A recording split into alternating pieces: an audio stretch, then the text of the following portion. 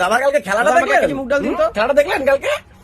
যা খেললো অশ্বিন, যা খেললো, ব্রায়ানরা বল পেয়ে গেছিল। দিয়ে দিন না। হ্যাঁ, যে ওর 400 রেকর্ডটা না ভেঙে যায় কালকেই। জাদেজাও কিন্তু কালকে ভালো খেলেছে। হ্যাঁ, জাদেজাও ভালো মুখটা দিন খেলেছে। না। হ্যাঁ, জাদেজাও ভালো খেলেছে, কিন্তু বেচারা বিরাট কোহলি অল্পের জন্য সেঞ্চুরিটা মিস করে গেল। বিরাট কোহলি তো 6 রান করেছে। হ্যাঁ, ওই 94 রানের জন্যই সেঞ্চুরিটা মিস হয়ে গেল। কি মুশকিল, ডালটা দিন না। বিরাট কোহলিও সেঞ্চুরিটা মিস করে গেল, আর আপনি মুগ ডাল খাবেন? ক্রিকেট খেলা দেখেন না আপনি? হ্যাঁ, মুগ ডাল আপনার কাস্টমার, ক্রিকেট খেলা দেখেন না, ডালটা দিন। একটু দাঁড়ান। অশ্বিন সেঞ্চুরি করাতে আমি কিন্তু অবাক হইনি, কারণ গম্ভীরের জামানায় ব্যাটসম্যানের থেকে বলাররা রান করে, কিন্তু অবাক কিছুই না, তাই না?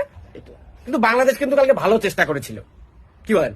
কালকেই হেরে যায়। ডালটা দিয়ে তারপর গল্প করুন না। ইন্ডিয়া বলে যে না, দুদিনেই হারিয়ে দেই বাংলাদেশকে, তাই আজকে আবার খেলাটা দেখতে হচ্ছে। এই শুভমান গিল ভালো প্লেয়ার, কিন্তু আমি চলে যাবো। শুভমান গিলের ব্যাপারটা শুনুন, ভালো প্লেয়ার, আইপিএল এর টেস্টে ভালো চেষ্টা করে আউট হয়ে যাওয়ার।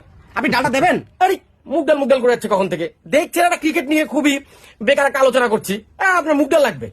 আমি আপনার কাস্টমার, গল্পটা আপনার কাছে আগে। সরি, ভুলে গেছি। তাড়াতাড়ি একটু দাঁড়ান। বিরাট কোহলি মানে কেন যে 16-17 নম্বর স্ট্যাম্পের বলগুলো খেলে আমি না বুঝতে পারি। আরে ওটা 6-7 নাম্বার স্ট্যাম্পের বল। 6-7 নম্বর স্ট্যাম্প আমাকে দিয়ে দিন না। এইভাবে খেলা উচিত ছিল বিরাট কোহলি, এইভাবে। মানে আমি দোকানে বসে আছি, বললাম দেখি দিতাম যে এইভাবে খেলতে হতো। একটা ব্যাট আছে আপনার কাছে? নেবেন আপনার দোকান থেকে কিছু? আরে মানে লোকজনের মধ্যে না এতটুকু ধৈর্য নেই, নিজেও ক্রিকেট খেলা দেখবে না, আর দোকানে এসে ক্রিকেটের আলোচনা